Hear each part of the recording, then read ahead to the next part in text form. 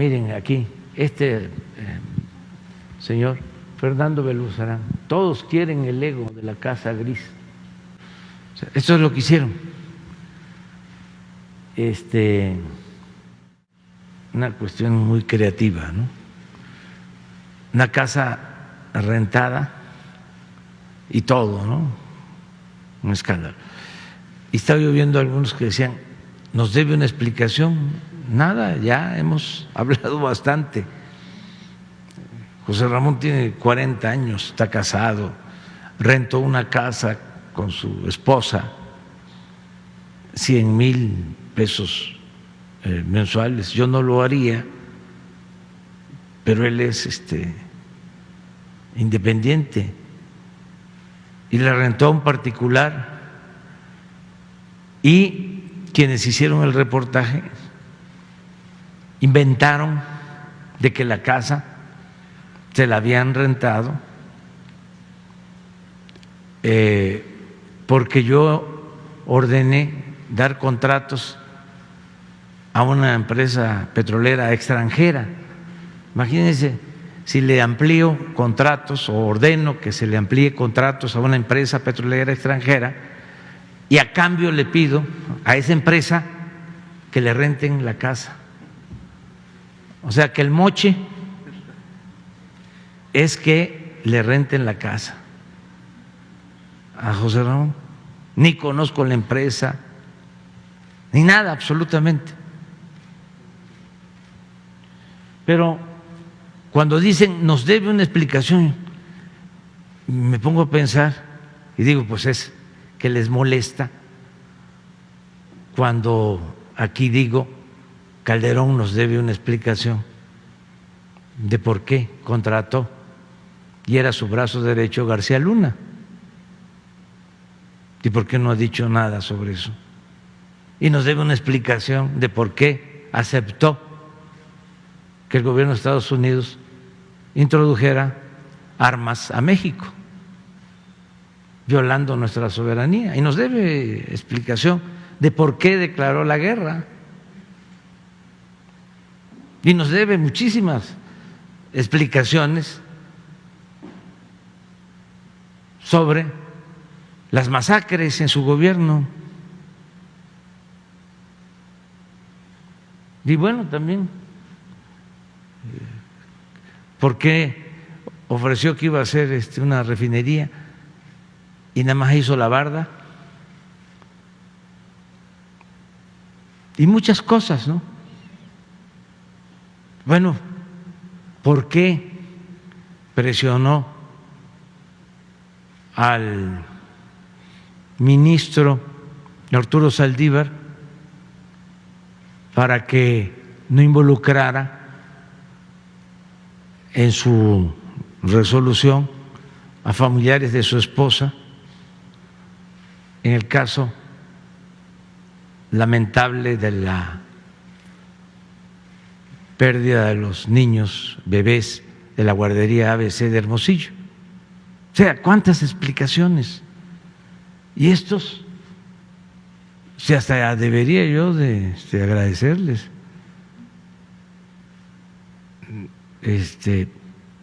precisamente esto que tiene el señor Eric, pero es otro. Lo que plantea es, dice, va el bloque conservador o los legisladores van a hacer un planteamiento de fondo para enfrentar esto. Este es buenísimo.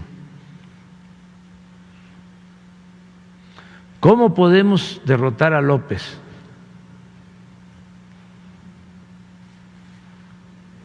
Le estoy ayudando, o sea, ya estoy como asesor.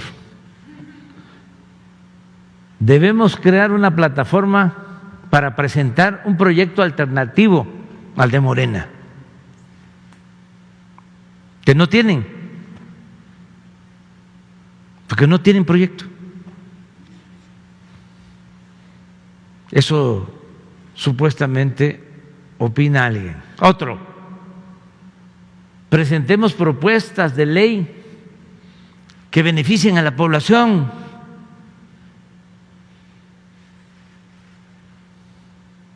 No, mejor hagamos una casita de legos y en la asamblea todos, a ver que levanten la mano. Sí,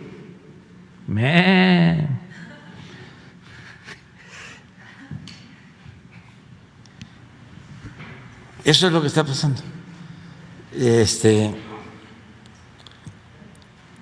Y por eso, pues la confrontación. Pero en el tema de lo electoral, vamos a hacer la propuesta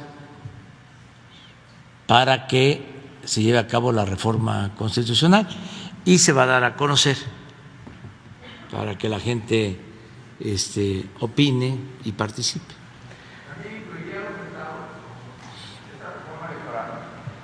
Sí, vamos a analizar la posibilidad de que se federalice el proceso electoral, que sea un órgano federalizado el que lleve a cabo todas las elecciones, precisamente para que no haya doble gasto, porque se tienen los órganos federales y también órganos estatales, hay duplicidad.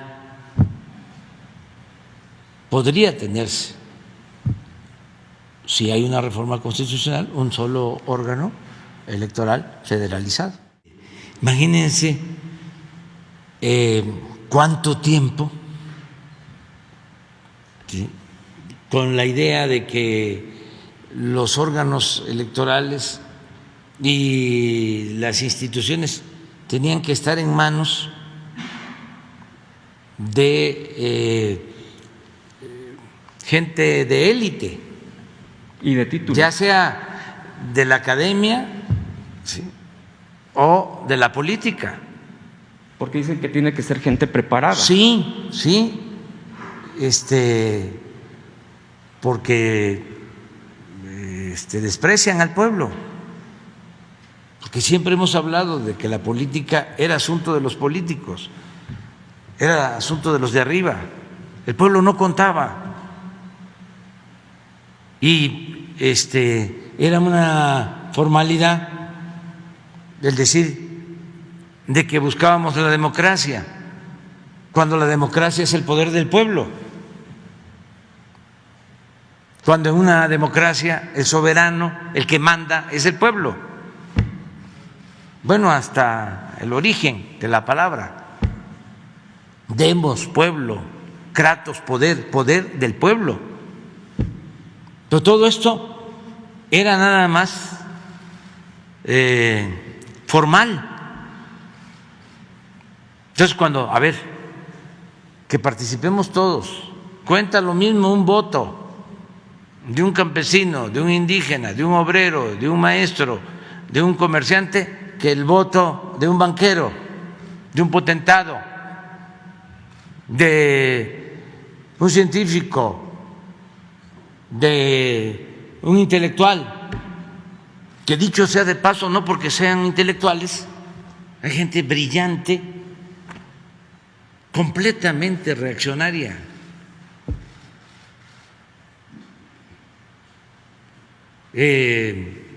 fascista. Son cosas distintas. Entonces, ya basta de que los partidos arriba, que también ni siquiera son autónomos, porque ustedes creen que los partidos del conservadurismo toman decisiones de manera independiente. No. Cuando aprobaron el FOBAPROA, intervinieron los empresarios. Sí, mi propuesta es de que se elija primero, que el pueblo elija a los jueces, que se propongan como candidatos a ser consejeros y a ser magistrados a gente con vocación democrática y de inobjetable honestidad, que los hay en el país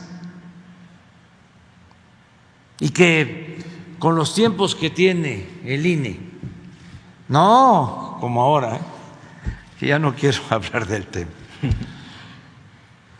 se difunda quiénes son verdaderamente independientes, ciudadanos íntegros, mujeres y hombres. Estoy proponiendo que el Ejecutivo, cumpliendo con ese perfil, haga una propuesta de 20, 10 mujeres, 10 hombres.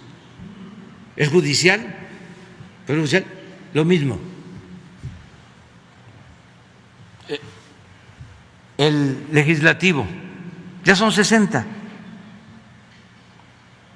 Y a difundir quiénes son, a qué se han dedicado. Y que de ahí salgan los que van a estar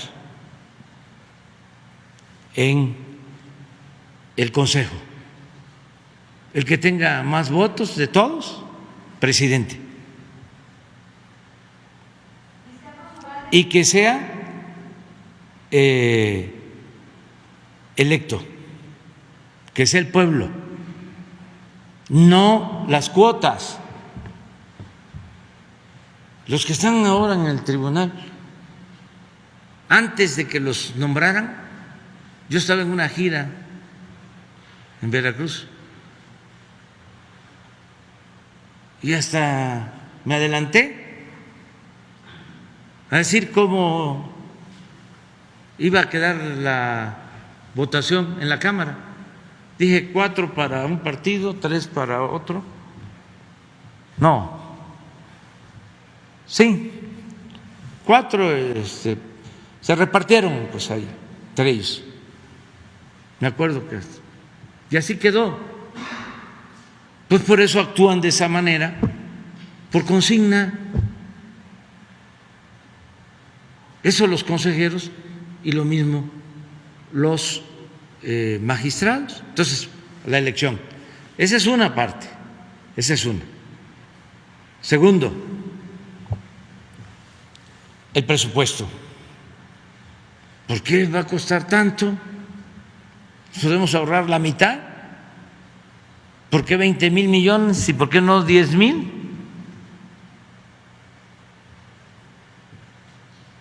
Lo tercero, ¿para qué tantos diputados o tantos senadores? ¿Se propondría eliminar pluris? Sí, claro. Estoy proponiendo eso, la eliminación. No, va a estar bien, espérese. Y los recursos, lo mismo, los recursos. ¿Sí? Ahora con la pandemia les pedimos devuelvan, tienen mucho, solo un partido devolvió 500 millones. ¿Se va a reconocer a candidatos no registrados, triunfadores, con esa reforma? Sí, vamos a esperar a que se presente, aquí se las voy a dar a conocer, nada más estoy esperando que pase lo de el 10 de abril. Sí, sí. Sí, vamos a buscar la forma de que no se viole ninguna norma. Si nos piden que no se transmita, no lo transmitiríamos. Les invitamos a ustedes, nada más.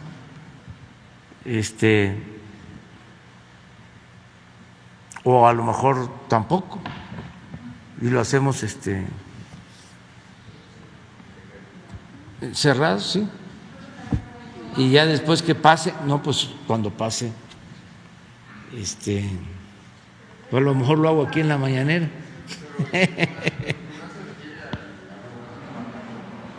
Ah, sí, también.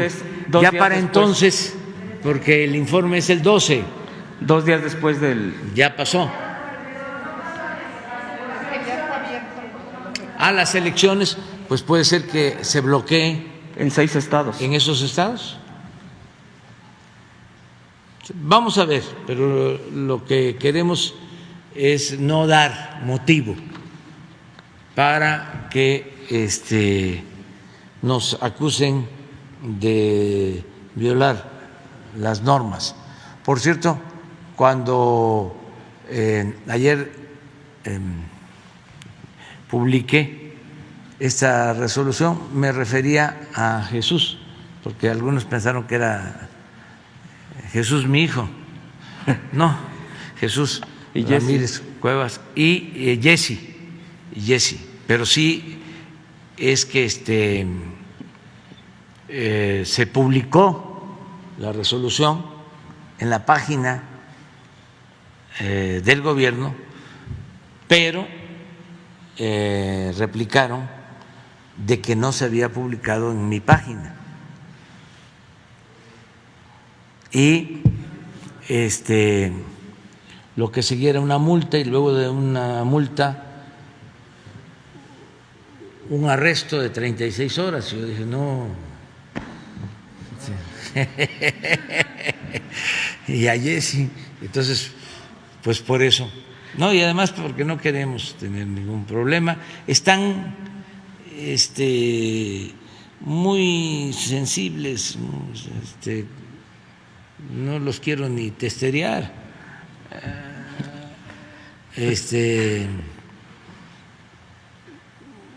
Están muy molestos, no les sale nada. En política, una de las cosas que no se debe hacer es el ridículo. Hay que cuidar eso. Entonces ya están, imagínense, en el Senado llevan un rompecabezas, ¿cómo se le llama? Lego, le llaman Lego. Un Lego de la casa de José Ramón, un Lego, ¿no?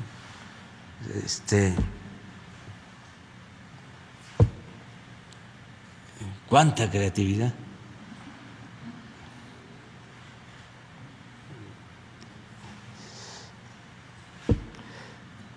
Ternuritas. Vi un video, no, un mensaje que me gustó mucho, de una persona inteligente, que las hay muchísimas, la mayoría de los que actúan o interactúan en las redes sociales. A ver si lo pones, que habla, se llama el señor, a ver si me acuerdo, es Sin Línea su página. ¿Cómo se llama él? Es que sí hay muchísimos. Es un medio de comunicación. Sí, pero su planteamiento, y hay otro también sobre esto.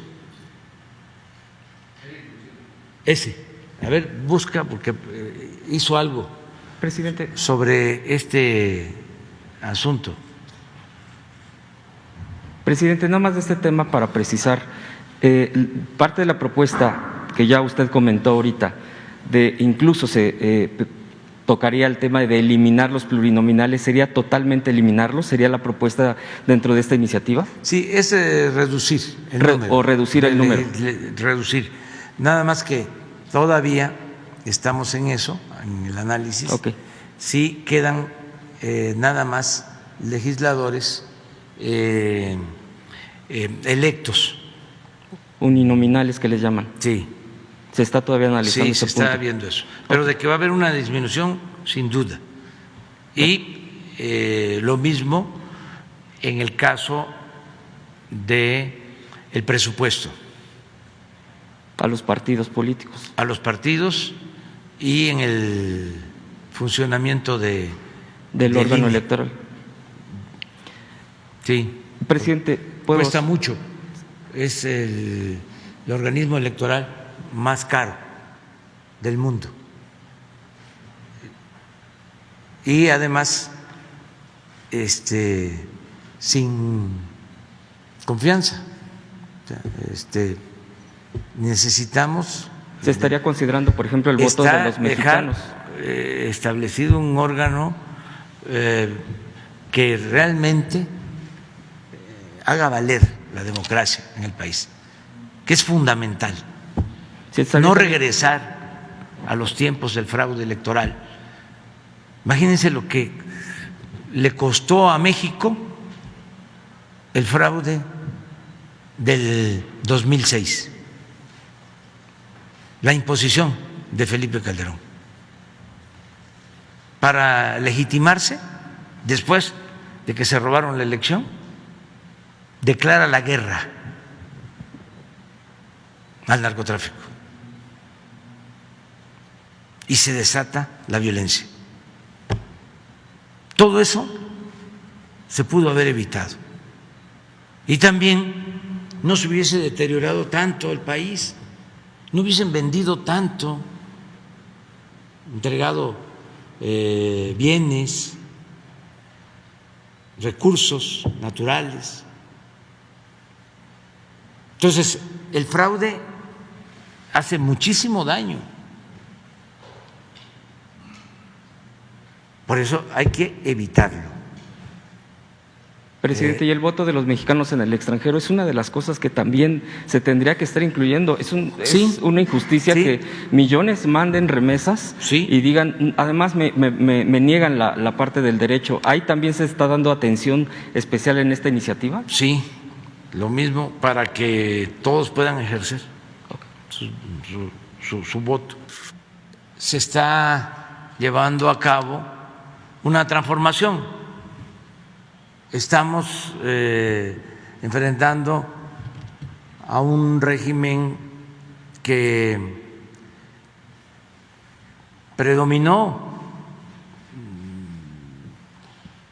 sobre todo en lo que nosotros llamamos el periodo neoliberal, 36 años, un régimen de corrupción, sin duda, de injusticias, de privilegios, que caló hondo, porque no fue nada más el saqueo del país, como nunca en la historia de México, y lo puedo probar. Nunca se había saqueado tanto a México como en el periodo neoliberal, ni en los 3 siglos de dominación colonial.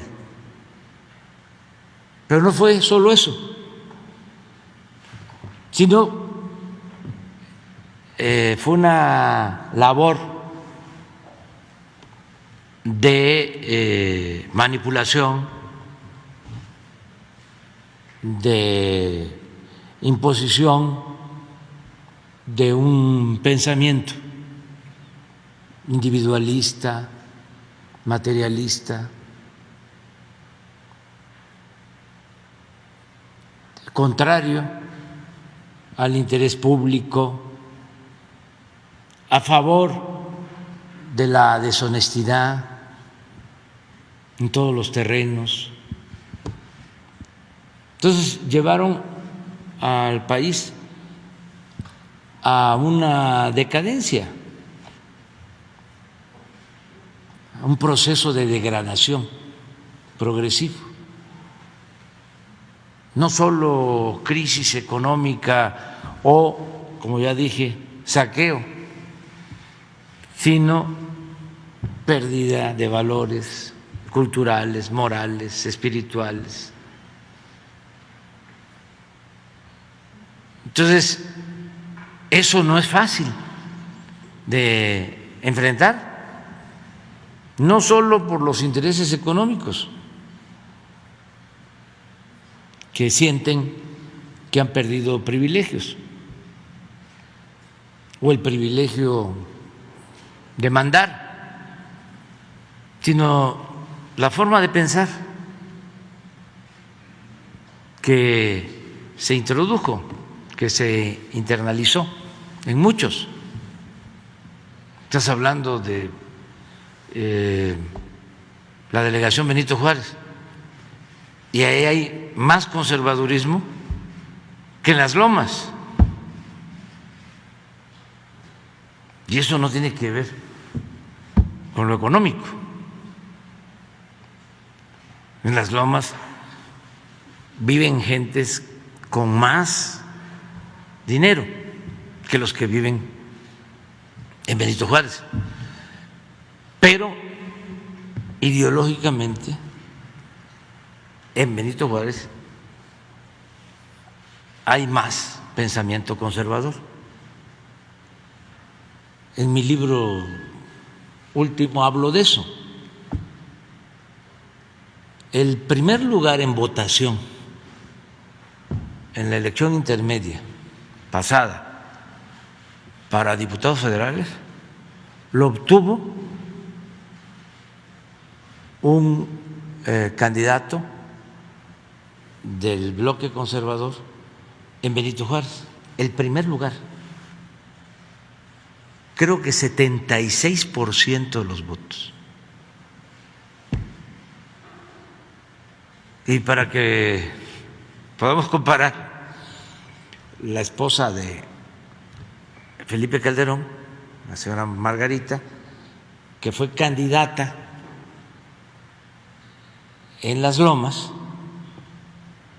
sacó también un porcentaje amplio y ganó, pero con 56%, siendo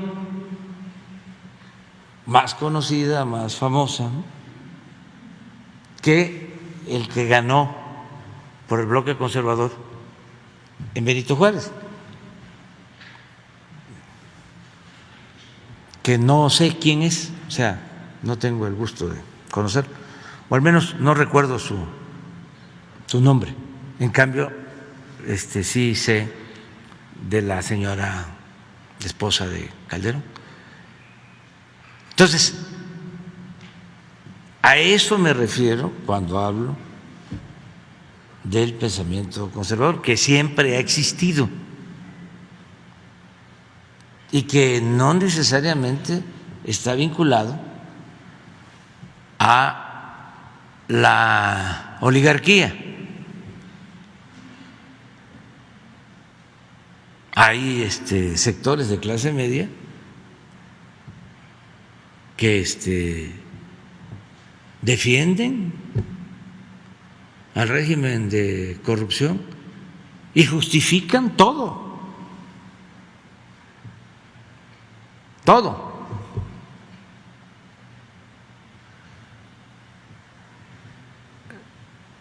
Esto mismo pues pasa con la academia, con investigadores, con intelectuales y desde luego con periodistas.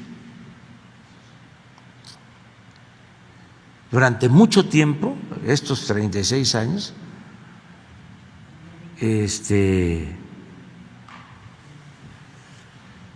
impusieron o reafirmaron un pensamiento dominante, muy conservador, clasista, racista, de lo peor. Entonces tenemos que enfrentar eso, pero es necesaria la transformación. O sea, es necesario crear una nueva corriente de pensamiento donde en vez del individualismo seamos cada vez más fraternos, se practique el amor al prójimo, le demos la mano al que se quedó atrás para que se empareje y caminemos todos juntos, que no estemos pensando que la felicidad, como siempre lo sostengo, son los bienes materiales, el dinero, la fama, los títulos.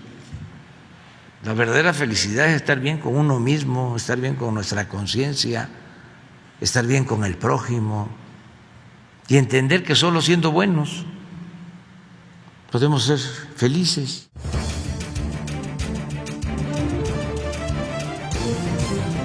Desde el aire, en 360 grados, con transmisiones en vivo desde el lugar de los hechos, con la mayor tecnología, pero sobre todo, con objetividad e imparcialidad. Noticiero en redes. Honestamente, te informamos.